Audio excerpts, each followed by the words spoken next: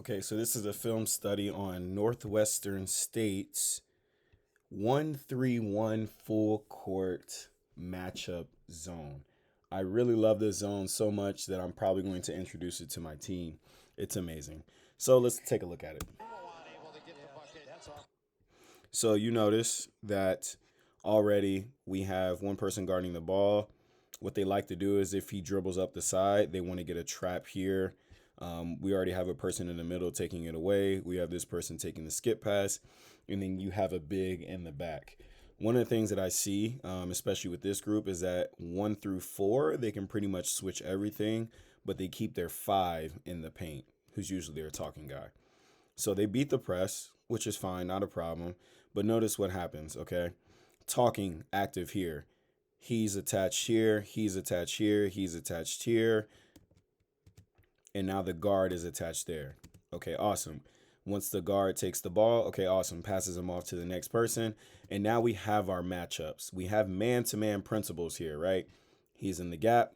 He's in the gap. He's protecting rim. Okay, when this pass gets made, who rotates? This is why it's very important to have an agile guy in the middle, because this guy is going to take the next pass. Or maybe not. The guard drops down and he passes him along. It's an interesting rotation. So man-to-man principles. Notice man-to-man principles. We have a man flashing to the middle. Whose job is that? It's not this person's job because he has his man in the zone. It would be this person's job because that's his man in the zone. We find a man and we guard him. All right, let's watch this 1-3-1 full court zone press.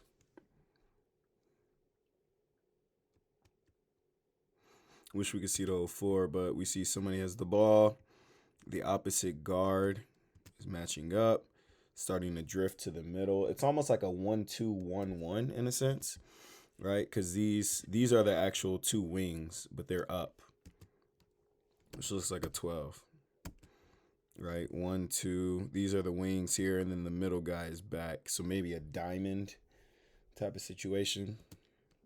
Okay. Right, that's the middle guy that I was referring to.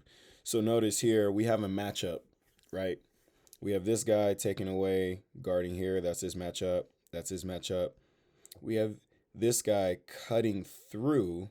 So watch how this guard passes him off. Passes him off, and now he drops. We get a hard drive. He helps. Very important in the zone press is this top guy. This top person. We have to make sure that this guy cannot throw a straight line pass over. Because if they throw a straight line pass, one more, that's an open shot because he's guarding 2 right now. So we need to buy these players time to be able to rotate. So that's why he's jumping to avoid the pass. Not saying that we should be jumping because he could have drove the gap possibly, but that's another story. But he takes away the pass. He recovers to the middle. That's why he can't drive the gap. That's why he didn't. And again, he's passing them off. Again, he's buying time so somebody can get back because he has 2. So notice he drops to the backside. And now we're still in our matchup zone, right? Everyone's matched up. Everyone has their matchup. So we're solid. We're solid. We're solid. Notice the cutter goes through the middle and they pass them off again. Pass them off. Now he has 2. Okay. They make a pass. Now this rotation is very important, right? Watch what this middle guy does. Maybe not the middle guy. So the top guy takes anything higher than a 3-point line, it seems. Okay, now the middle guy rotates over. Okay, why did they make that rotation, actually?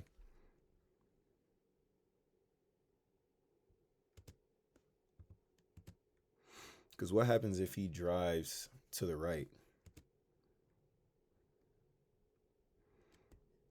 Because to me, it seems like it would have made sense for him to just reverse it and then go downhill. But somehow he doesn't. He just stunts and recovers to buy the top guy time. So it seems like the middle guy and the top guy are interchangeable.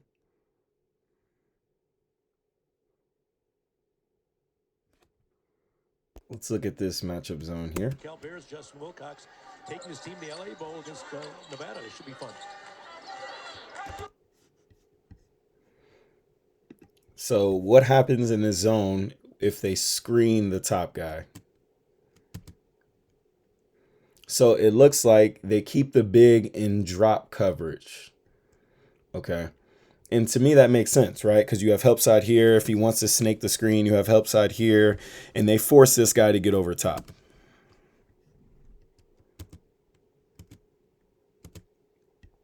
That's a con, though, right? He just put him on the hip. But there's really no passing angles here. It's going to be hard for him to thread the needle. He can't make the skip pass. Can't make that pass. So it looks like guarding pick and rolls, drop coverage, get over it, will work.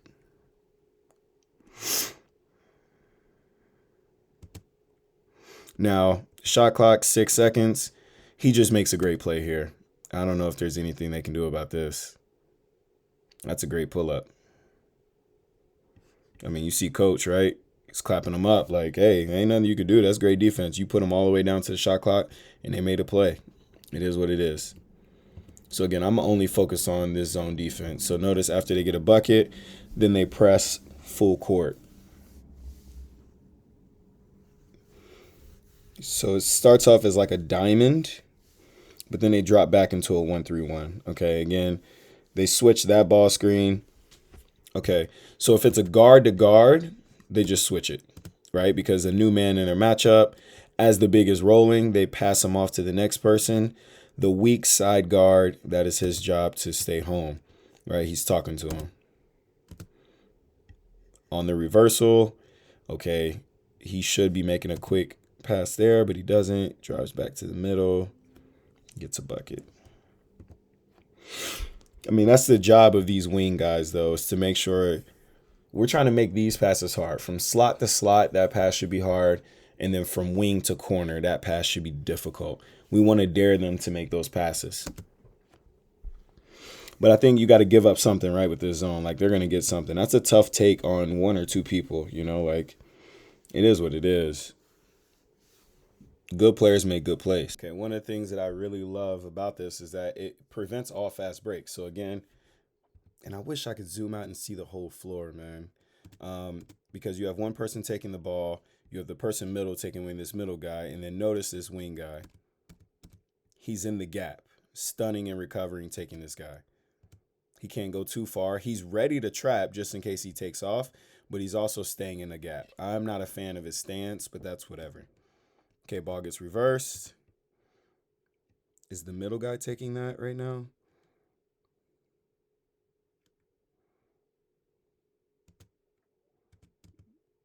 So it looks like a 1-2-2 almost. No, it's a 1-3-1. Yeah, that was the wing who took that. Why did the wing take that? Aha. Okay, I think I understand. It's more like, I don't know. I mean, we'll call it a 1-3-1, but the rotations are kind of funky here. Okay, boom, he takes that. You got the middle guys dropping back. They're ready to run and jump if he crosses half court, but everyone's attached to a man. Notice as we get a flash middle, watch this communication, passes him off. Okay, we get a drive. He's the person that's helping because the big can't go in possession. Let's watch it full speed. I haven't seen this one yet, so I'm watching it with you. Okay, that's the rotation that should have happened. The last rotation was weird that they did. So he was guarding the top. We had this man guarding two. He goes and takes the ball. The other person drops. That's the rotation. Okay, awesome.